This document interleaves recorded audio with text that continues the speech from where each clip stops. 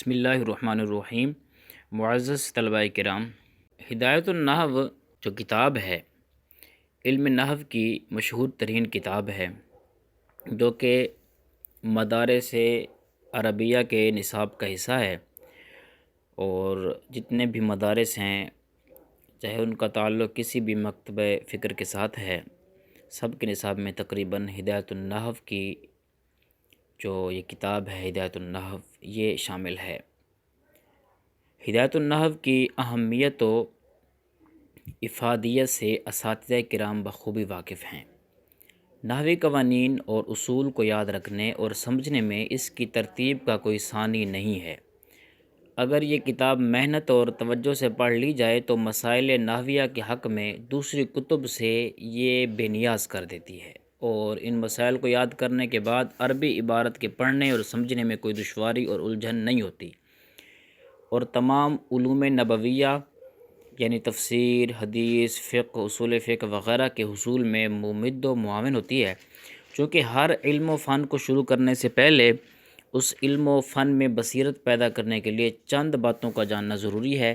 کتنی باتوں کا جاننا ضروری ہے، اس حوالے سے ہماری ایک ویڈیو پہلے اپلوڈ ہو چکی ہے، تو وہ آپ ہمارے چینل پہ جا کے سن سکتے ہیں، تو اس کا جو لنک ہے ہم ڈسکرپشن میں دے دیں گے۔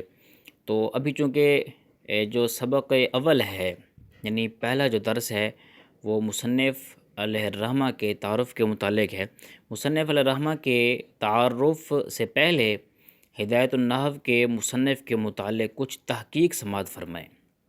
مشہور یہ ہے کہ ہدایت النحو کے مصنف ابو حیان اندلسی النحوی ہیں، لیکن حقیقت یہ ہے کہ اگر ابو حیان اندلسی اس کے مصنف ہوتے تو ان کی تصانیف جو ہیں ان میں ہدایت النحو کا نام ضرور ہوتا، جبکہ تراجم کی کتب میں ابو حیان کی مصنفات میں ہدایت النحو کا نام کسی مستند کتاب میں نہیں ہے۔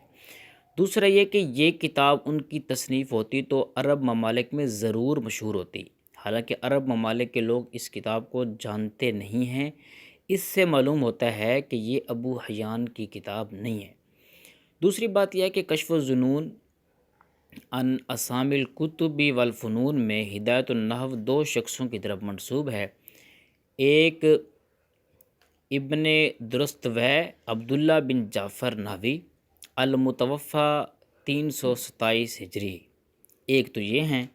یہ شخص اس ہدایت النحو کے مصنف نہیں ہو سکتے، اس لیے کہ خطبہ میں مصنف ہدایت النحو نے یہ لکھا ہے جماعت فیہ مہمات النحو علی ترتیب الکافیہ۔ اس سے معلوم ہوتا ہے کہ مروجہ ہدایت النحو کافیہ کے بعد لکھی گئی ہے، اور کافیہ ابن حاجب 7ویں صدی میں جو ہے وہ لکھی گئی ہے، اور یہ شخص اس کے مصنف سے کئی صدیوں پہلے کے ہیں، یعنی یہ جو شخصیت ہیں عبداللہ بن جعفر نحوی۔ دوسرے شخص ہیں عبد الجلیل بن فیروز الغزنوی۔ ان کے متعلق معلوم نہیں ہو سکا کہ یہ کون ہے اور کہاں کے رہنے والے تھے اور کب پیدا ہوئے۔ ممکن ہے ان کی ہدایت النحو کوئی اور ہدایت النحو ہو، مروجہ ہدایت النحو نہ ہو، بہرحال تسلی نہیں ہے۔ البتہ ایک کتاب مولانا عبد الحی الحسنی صاحب کے والد ماجد ہیں، انہوں نے لکھی، جس میں ہندوستان کے علماء کی کتابیں لکھی گئی ہیں، تو یہ کتاب مولانا نے بہت محنت سے لکھی۔ اس کا نام اس نے عوارف المعارف فی انواع العلوم والمعارف، ٹھیک ہے۔ اب یہ کتاب دمشق میں چھپی ہے، اور اس کا نام تبدیل کر کے الثقافۃ الاسلامیہ فی الہند رکھا گیا ہے۔ اس کے اندر انہوں نے مصنفات جو اہل الہند فی النحو کے تحت لکھتے ہیں کہ جو ہدایت النحو کے مصنف ہیں، وہ کہتے ہیں اس سے یہ معلوم ہو گیا کہ اس کتاب کے مصنف ہندوستان کے عالم شیخ سراج الدین عثمان رحمۃ اللہ علیہ ہیں، جو کہ حضرت خواجہ نظام الدین اولیاء رحمۃ اللہ علیہ کے جلیل القدر خلفاء میں سے تھے۔ اب چونکہ یہ جو مولانا نے کتاب لکھی ہے تو اس میں انہوں نے یہ لکھا ہے کہ ہدایت النحو کے جو مصنف ہیں وہ سراج الدین عثمان نحوی ہیں۔ تو اس اعتبار سے پھر چونکہ اب دو لوگوں کی طرف منسوب بات تھی تو وہ ہم نے واضح کی۔ اب یہ ہے کہ سراج الدین عثمان نحوی جب قرار پائے تو اب ہم ان کا آپ کو تعارف بیان کرتے ہیں۔ آپ کا نام عثمان، لقب سراج الدین، عارف باللہ، سلسلہ چشت کی طرف منسوب ہونے کی بنا پر چشتی اور شیخ نظام الدین رحمۃ اللہ علیہ کی طرف نسبت کی وجہ سے نظامی آپ کہلاتے ہیں۔ آپ کا پورا سلسلہ نسب یوں ہے: عارف باللہ شیخ کبیر سراج الدین عثمان چشتی نظامی، اور آپ کی ولادت جو ہے وہ 656 ہجری کو لکھنؤتی ریاست اودھا میں پیدا ہوئی، ٹھیک ہے۔ آپ کی یہ جو ولادت و سعادت ہے اودھا میں ہوئی، آپ کو اودھی بھی کہتے ہیں۔ ابتدائی حالات زندگی آپ کی یہ ہیں کہ آپ آغاز جوانی میں، جبکہ ابھی آپ کی مونچھیں بھی نہ پھوٹی تھی، کہ کشش محبت اور جاذبہ الہی کی وجہ سے لکھنؤتی سے دہلی کی طرف آئے اور سلطان المشائخ حضرت نظام الدین محمد بدایونی رحمۃ اللہ علیہ کی خانقاہ میں اور ان کے آستانہ فیض رساں پر حاضر ہو کر تربیت پائی۔ اس سفر میں کتاب اور کاغذ کے سوا کوئی اور دوسرا سامان نہ تھا، اگرچہ عنفوان شباب میں علوم ظاہری سے قطعاً نا آشنا تھے، لیکن اس کے حصول کا شوق آپ ضرور رکھتے تھے۔ یہی وجہ ہے کہ لکھنؤتی سے دہلی کے سفر میں کتاب اور کاغذ ساتھ رکھا، لیکن دہلی کی خانقاہ کے اندر جو آپ پہنچے ہیں وہاں پر آپ پھر خدمت میں مصروف ہو گئے، اور پھر آپ ان کے جو صادرین تھے یا پھر وہ جو خانقاہ کے لوگ تھے ان کی خدمت میں ایسے مصروف ہوئے کہ لکھنے پڑھنے کا آپ کو موقع نہ مل سکا۔ وہاں پر جو بزرگ موجود تھے تو دہلی میں قیام کے دوران ہر سال اپنی والدہ ماجدہ کی زیارت کے لیے لکھنؤتی حاضری دیتے تھے، حاضری دے کر پھر حضور مرشد لوٹ آتے۔ معاملہ یہ چلتا رہا۔ میر خورد لکھتے ہیں کہ جب سلطان المشائخ نے ہندوستان کے اطراف و اکناف میں ترویج و اشاعت دین کی غرض سے اپنے نمائندوں کو بھیجنا چاہا تو ظاہر ہے کہ بنگال کے لیے نظر انتخاب علاقہ کے اعتبار سے آپ ہی پر پڑنی تھی، لیکن جب محسوس ہوا کہ انہوں نے تو علوم ظاہری کی تکمیل نہیں کی تو فرمایا کہ اس کام میں علم کو اول درجہ حاصل ہے۔ نیز فرمایا کہ جاہل آدمی شیطان کا کھلونا ہوتا ہے کہ شیطان جس طرح چاہے اس سے کھیلتا رہتا ہے۔ حسن اتفاق سے اس وقت کے حاضرین میں مولانا فخر الدین بھی موجود تھے۔ انہوں نے حضرت شیخ سے عرض کیا کہ میں اسے 6 ماہ میں عالم بنا دوں گا۔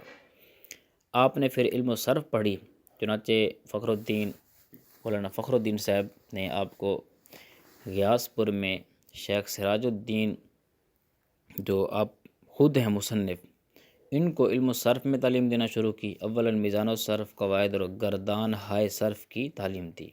صرف کی تعلیم کے لیے مولانا نے صرف کی مشہور کتاب زرادی آپ ہی کے لیے لکھی تھی۔ کہتے ہیں کہ آپ کے لیے مولانا نے صرف میں ایک مفصل کتاب لکھی تھی اور اس کی بھی تعلیم دی تھی۔ اسی طرح شیخ سراج الدین نے مولانا فخر الدین سے علم صرف کی تعلیم مکمل کر لینے کے بعد ان کے شاگرد رشید مولانا رکن الدین سے متفرق علوم و فنون کی کتابیں پڑھی۔ نحو میں کافیہ مفصل اور فقہ میں مختصر القدوری، مجموع البحرین قابل ذکر ہیں۔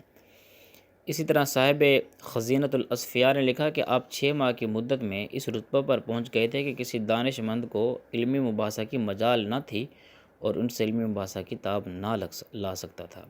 6 ماہ میں علوم ظاہرہ کی فراغت کے بعد آپ کے لیے سلطان المشائخ کی مہر سے خلافت نامہ جاری ہوا۔ خلافت نامہ کو وطن واپس جانے سے پہلے شیخ نصیر الدین محمود کے ہاتھ اودھا بھیج دیا اور خود سلطان المشائخ کی حضوری میں رہے اور مزید علم تزکیہ حاصل کرتے رہے۔ مرشد کے انتقال کے بعد بھی مزید 3 برس تک دیگر کتب کی تحصیل میں مصروف رہے۔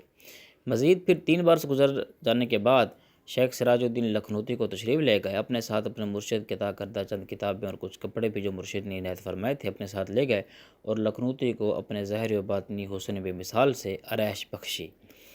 جب آپ کے انتقال کا وقت قریب ہوا تو لکھنؤتی قدیم کے آس پاس اپنی تدفین کے لیے ایک جگہ چنی۔ پہلے تو حضرت سلطان المشائخ کے عطا کردہ کپڑے بڑی تعظیم و تکریم سے دفن کیے جو اپنے ساتھ لے گئے تھے، ان پر قبر بنائی۔ پھر جب انتقال کی گھڑی آئی تو وصیت کی کہ مجھے سلطان المشائخ کے دفن کردہ کپڑوں کے 35 دفن کر دیا جائے۔ جب فوت ہوئے تو حسب وصیت وہیں آپ پھر دفن ہوئے۔ سلطان المشائخ کے کپڑوں کی وجہ سے ان کا جو مزار ہے وہ قبلہ ہندوستان ہے اور ان کے خلفاء اس شہر میں خلق خدا سے بیعت لیتے ہیں۔ انتقال کا جو سن ہے وہ 758 ہجری ہے آپ کا، اور تصنیف کے حوالے سے کتب سیر میں آپ کی طرف کچھ کتب منسوب ہیں، ان میں سے مشہور پنج گنج اور ہدایت النحو ہیں۔ تو یہ مصنف کا کچھ تعارف ہم نے آپ کو بتایا، یہ کچھ مختلف تعارف ہوگا دیگر تعارفوں سے۔ تو چونکہ آج ہمارا پہلا سبق تھا ہدایت النحو کا، تو پہلے سبق میں مصنف کا تعارف جاننا ضروری تھا، تو ہم نے کوشش کی ہے کہ اختصار کے ساتھ آپ کو بتائیں، لیکن پھر بھی طوالت ہو گئی۔